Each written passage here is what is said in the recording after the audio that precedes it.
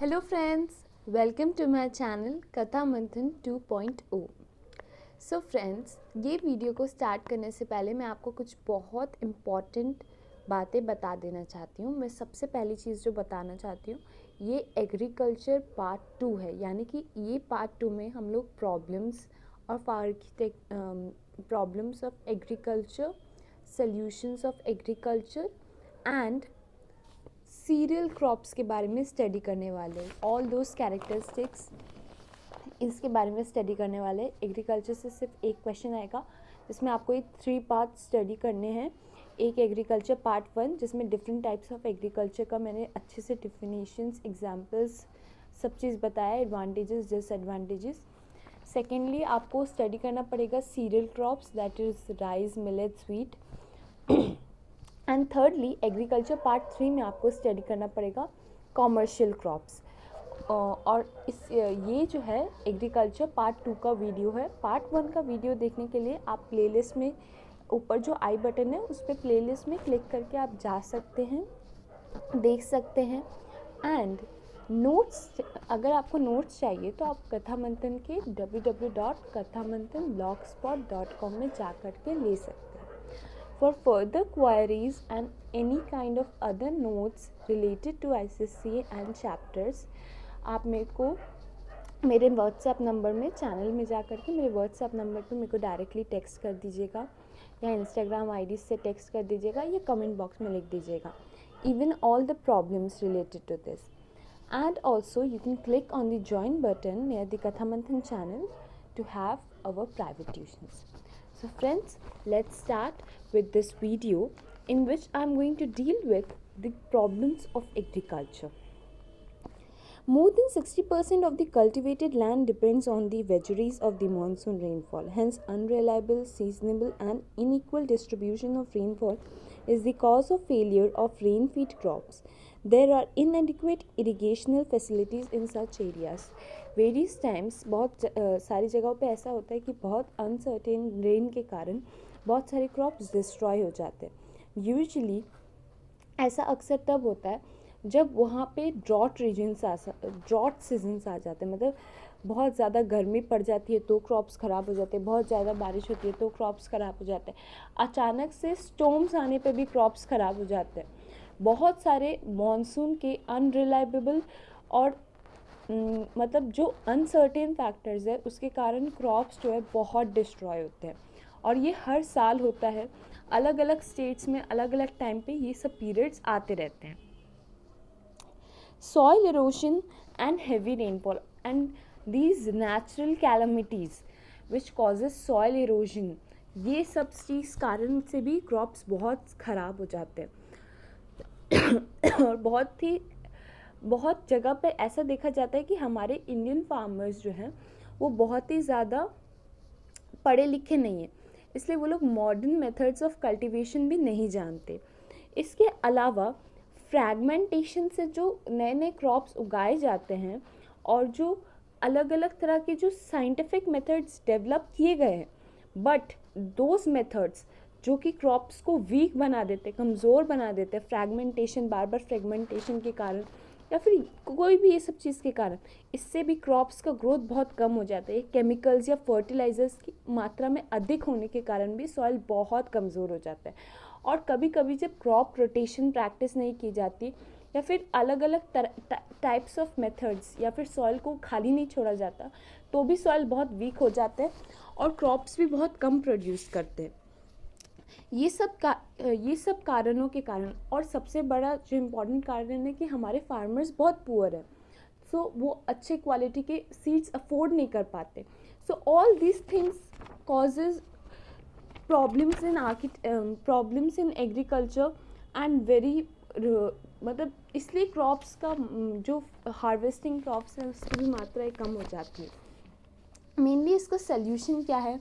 Health, improving the health of farmers both mentally and physically, मतलब उनको literate करना, उनको उस तरह से ट्रेन करना, उनको साइंटिफिक मेथड्स के बारे में बताना और भी बहुत सारी चीज़ों के बारे में बताना, उनके बीच जाकर के उनकी प्रॉब्लम्स को समझना, इवन उनको क्रेडिट फैसिलिटीज़ देना और अलग अलग उसको फर्टिलाइजर्स की ज्ञान देना, सब तरह की सॉइल्स का जो वीकनेस है उसको स्टडी करवाना, ये सब चीज़ होने के कारण बहुत हेल्प मिल सकती है। और जो एक चीज़ होने के कारण हेल्प मिल सकती है कि कभी कभी जब ड्रॉट टाइम्स आ जाता है, मतलब सब सूखा पड़ जाता है, तो इरिगेशन यानी कि वाटर सप्लाई की फैसिलिटीज़ देने से भी बहुत टाइप ऑफ प्रॉब्लम जो है सॉल्व हो सकती है।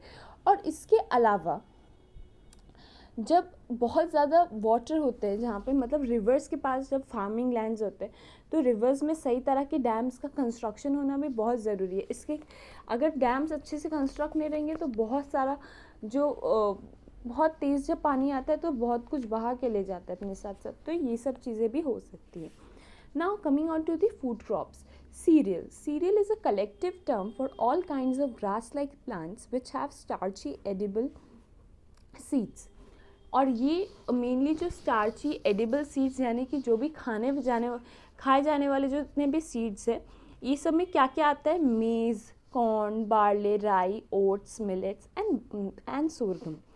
ये सब जो है दी स्टाफ ऑफ लाइफ, मतलब मेनली जो हम लोग की डाइट है, जिस मेनली जो हम लोग खाते हैं उसमें यही सब चीज़ आते हैं। And these are the food crops. And mainly India को टोटली फीड करने के लिए यहाँ पे फूड क्रॉप्स की मात्रा बहुत ज़्यादा होती है। मेनली फूड क्रॉप्स ही लाइक कॉमर्शियल फार्मिंग में भी यूज़ होता है और ऐसे भी फार्मिंग में यूज़ होता है।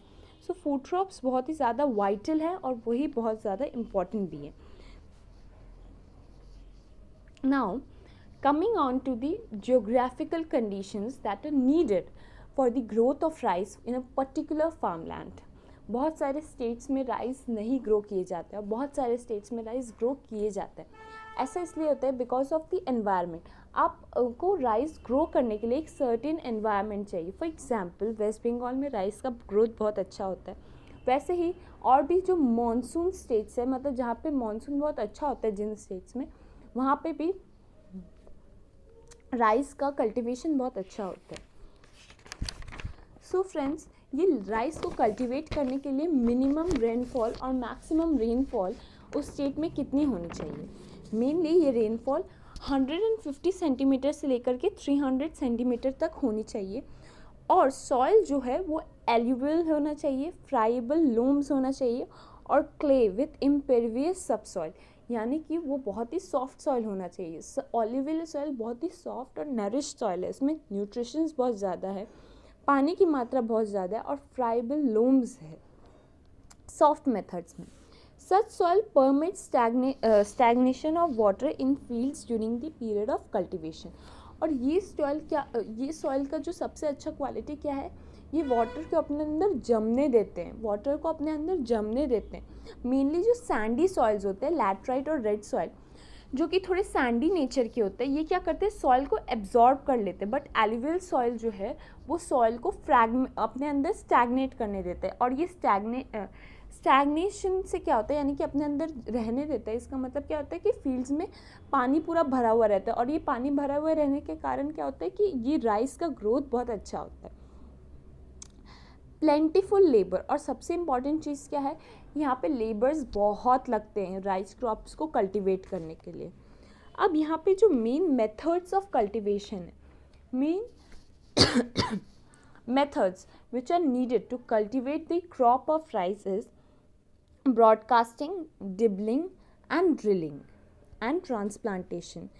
All these methods are really very important to just मतलब इन मेथड से ही आप राइस को उगा सकते हो। इसमें से सबसे इम्पॉर्टेंट मेथड क्या है, ब्रॉडकास्टिंग, जिसमें कि लेबर्स क्या करते हैं, राइस सीड्स को लेकर के पूरी मिट्टी में स्प्रेड कर देते हैं, छिटिया देते हैं। और डिबलिंग मतलब regular intervals, regular hole create किए जाते हैं मिट्टी में और उसमें थोड़ा थोड़ा करके सीड्स डाला जाता है। और इसके बाद ड्रिलिंग, इसमें क्या किया जाता है, ड्रिल करके वो उसके होल क्रिएट करके उसके अंदर राइस के सीड्स डाले जाते हैं रेगुलर इंटरवल में बैम्बू शाफ्ट से। And transplantation is the sowing of seed which is usually done by well prepared seed beds called nurseries at the beginning. और जब ये 15 से 20 सेंटीमीटर्स हो जाते हैं तो इनको रेगुलर इंटरवल्स में रीप्लांट किया जाता है रोज़ में मिट्टी में। पहले तो इनको अच्छे से नर्सरीज़ में ही उगाया जाता है और जब ये कुछ हद तक बड़े हो जाते हैं तो इनको फिर से मिट्टी में डाल दिया जाता है। This is called transplantation. और ऐसे जो पैरेलल रोज होते हैं, ये जब वेल प्रिपेयर्ड फ्लडेड फील्ड्स में जाते हैं तो ये बहुत ही अच्छा वाटर में बहुत ही अच्छा ग्रो करके ग्रेन राइपन करके बहुत ही अच्छा कल्टीवेट करते हैं। और जो कि जापानीज़ मेथड है कल्टीवेशन का, इसमें क्या ये होता है, मेनली सीड्स जो है इस तरह से उगाए जाते हैं कि वो अपने से 30% ज़्यादा का ग्रोथ चांसेस देते हैं और बहुत ही अच्छा अमाउंट में मतलब क्रॉप्स उगते हैं। इसके बाद क्या है, एच वाई वी है, यानी कि हाई यील्डिंग वेराइटीज़। इस टाइप के जितने भी सीड्स होते हैं ना, इस टाइप के जितने भी सीड्स हैं वो बहुत ही ज़्यादा अच्छा अमाउंट में देते हैं राइस। इसके बाद जो चीज़ें हैं जो कि बहुत इम्पॉर्टेंट है, वो है इरिगेशन, यानी कि पानी की सप्लाई होना। मेनली जितने भी राइस क्रॉप्स हैं, राइस क्रॉप्स को उगने के लिए पानी बहुत ज़्यादा चाहिए। So well maintained irrigation is really necessary for the growth of rice crops. And heavy manuring मतलब फॉस्फेट से लेकर के बहुत सारे अलग अलग केमिकल्स का सॉइल में होना।